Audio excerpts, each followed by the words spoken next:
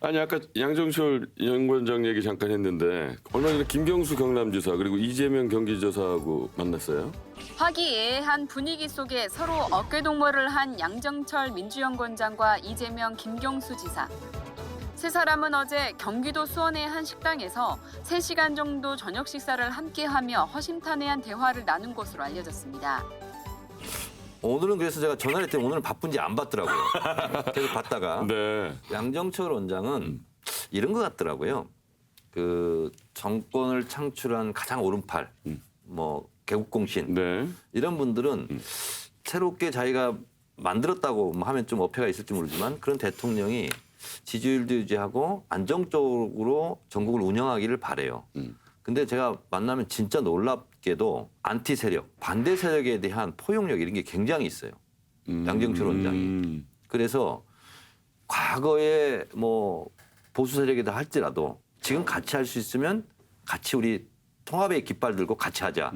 그런 활동을 많이 하고 있어요, 실제로. 네. 하다 보니까 당내에서 약간 갈등적 요소가 있는 이런 분들도 우리부터 먼저 통합하고 원팀이 되자. 이런 차원의 노력을 사실상 많이 하고 있어요. 물밑에서. 그래서 저는 하나도 이상하지 않다. 네. 이렇게 봐요. 어찌 보면 총선에서 적이지만 양정철 원장이 참 선거를 하는 진짜 프로인 것 같습니다. 그건 분명합니다. 네. 그러니까 지금 이 조국 사태 겪으면서 위기감을 느낀 거예요. 정말 절박하다. 우리가 정말 잘하지 않으면 이 총선에서 이 거의 정권 뺏기다시피 지겠구나. 그래서 일단 급한 대로 우리 지금 흩어진 사람들 네네. 빨리 모아야 된다.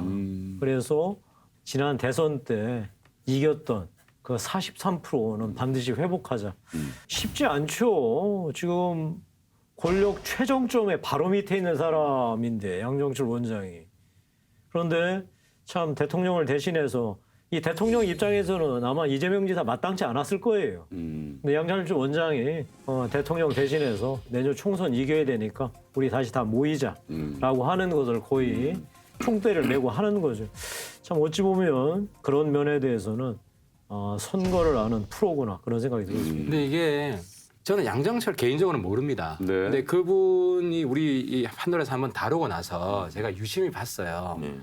그런데 아마 이 시대의 제갈공명이에요. 저는 깜짝 놀란 게 띵탱크를 하면서 띵탱크를 연구소를 이슈화 시키더라고요. 그러니까 삼성경제연구소 만나고 그죠? 이걸 이렇게 한번 돌면서 이슈화 시키고 중국의 띵탱크가 가서 만나고 또 미국에 가서 만나고 그렇게 이슈화를 시키고 그러니까 이제 권위가 생기니까 저는 이번에 김경수, 이재명 보고 놀란 게요. 민주당 이길 수 있겠다. 아무리 실수를 많이 해도 왜냐면 이 두 사람이 힘이 있는 게 이 두 분은 날아갈 수 있어요. 동병상련입니다. 지금 이재명 지사는 2심의 유죄를 받아서 대법원에서는 유무죄만 판결하기 때문에 지사직을 잃을 가능성이 제가 볼 때 꽤 높고요. 그리고 김경수 지사도 1심에서 유죄에서 감옥 갔다 나왔죠. 그런 상태거든요. 그런데 이 두 사람이 눈물을 흘리면서 우리가 백의종군 하겠다. 라고 전국을 다니면 김경수 지사는 지사직을 유지하면 그렇게 할 수는 없겠네요. 근데 아무튼 그런 모습, 포용 모습을 연출하면 이번에 조국 가지고 싸웠던 것도 봉합될지도 모르겠다. 근데 지금 우리 보수정의 가장 큰 문제는 그런 역할을 하는 책사가 안 보이죠. 물론 물밑에서는 많습니다.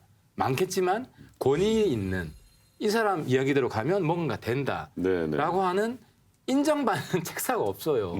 책사 싸움에서 이미 졌어요. 아니 책사들의 책 사보세요.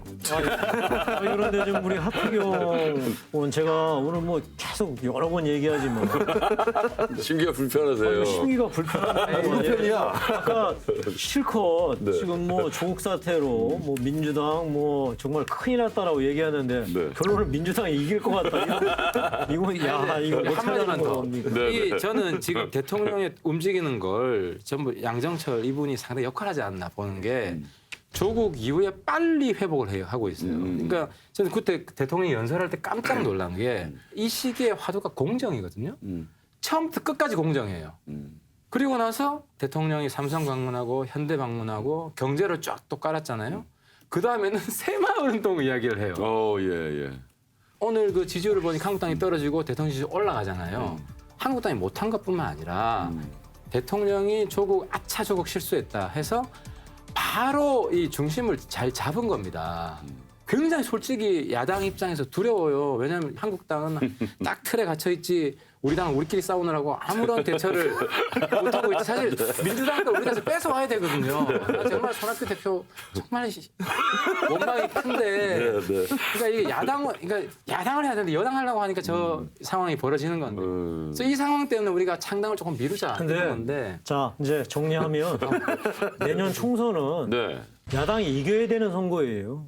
그리고 역대 모든 선거도 대통령에 대한 정권에 대한 중간 평가, 네. 정권 심판론이 선거를 가르는 거예요. 네. 그런데 지금 민주당이 그런 실정들을 어떻게든 지금 무마하고 덮으려고 하는 기민한 움직임을 하고 있는 거 인정하겠습니다. 네. 반면에 자유한국당을 포함한 야당이 발이 느리고 과감하지 못하고 그리고 국민들 눈높이에 충분하게 다가가지 못하고 있다는 것 제가 뭐 인정하겠습니다. 깨끗하게. 자, 이제 지금부터 진짜 게임이에요. 총선은 국민들 마음을 어떻게 얻느냐.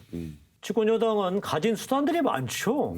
우리 야당은 그게 없거든요. 야당은 오로지 기댈 게 정권 심판론하고 내부 인적 혁신, 그다음에 외부 인재 영입을 통한 국민의 마음을 사는 것. 아마 그런 싸움이 내년 선거를 가르지 않을까 싶습니다. 네, 마무리하겠습니다. 정청래 의원께서 열어주신 판도라 인재 영입의 가장 큰 기준은 득표력이다. 한 줄 평 부탁드립니다. 한국당이 명심해야 할 것은 내년 총선이 정권 심판론만으로는 안 됩니다. 시대 교체, 세대 교체에 대한 비전을 반드시 제시해야 됩니다. 저는 뭐 이야기를 쭉 하고 보니까 네. 괜히 미안해지면서 남의 당 욕할 때가 아니다.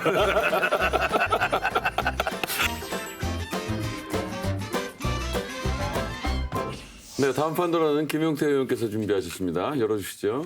조국 사태는 우리 사회에 전혀 예기치 못한 기운을 안겨주었습니다. 그리고 얼마 전 우리 사회를 뜨겁게 달구었던 윤지호라는 사람도 소환시켰습니다. 보고 싶은 것만 보고 믿고 싶은 것만 믿는, 그래서 사실을 왜곡하고 사회를 분열시키는 것도 똑똑히 보았습니다. 거짓을 진실로 믿게 만드는 것은 무언가에 함몰된 일부 대중들과 그들에게 교묘한 프레임을 안겨주는 몇몇 선동가들이었다는 것도 알게 되었습니다. 그래도 오늘 네. 제가 드리는 판도라는 윤지호, 조국, 유시민, 땡땡땡땡의 비극이다. 학술 용어고요. 네, 네. 그리고 답은 엔드로 이어진 복수 정답입니다. 그래서 답이 뭐 여러 개 있을 수 있겠습니다. 이 제가 볼 때 나르시즘? 나르시즘은 아니고요. 예, 뭐 비슷합니다. 네, 예. 비슷할 수도 있나요? 네.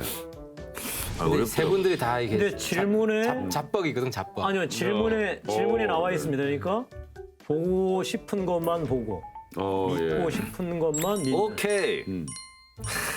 확증 편향의 비극. 김성래, 참 학술적이세요. 김성래는 정말 대단합니다. 대단한데, 아니, 진짜. 네. 나보다 훨씬 학술적. 네, 저는 학술적이세요. 생각한 답이 네. 대중선동, 스타 의식, 오. 혹세무민 이런 쪽이었는데. 근데 제가 이제 복수 정답이라는 게 네, 네. 확증 평양과 진영 논리. 진영 논리. 진영 논리. 네, 네.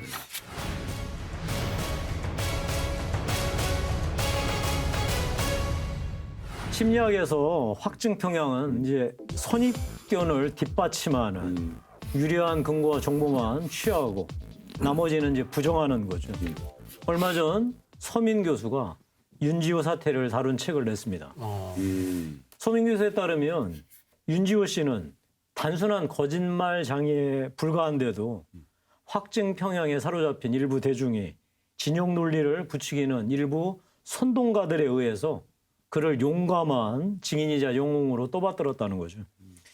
이 윤지호 사건에서 대중의 확증 평양은 약자인 연애 지망생을 강자인 권력층 인사들이 핍박했다는 선악구도에서 출발합니다. 이제 여기에 진영 논리가 결합하는 거죠. 여기에 당연히 이제 진영 논리를 촉발시키는 전위대들이 활동을 하죠. 바로 일부 언론과 정치인들입니다. 여당 국회의원들이 국회에서 윤지호를 불러다 간담회를 열어주고 일부 언론들이 경쟁적으로 윤지호를 인터뷰하며 특정 방향으로 이제 사건을 몰아간 거죠. 그러니까 이게 이 세 분의 개인들의 공통점이 아니라 깔려 있는 지지자들의 공통점이에요. 자, 이제 윤지호 사건은 얼마 지나지 않아서 조국 사태를 우리 대한민국 사회는 이제 직면했죠.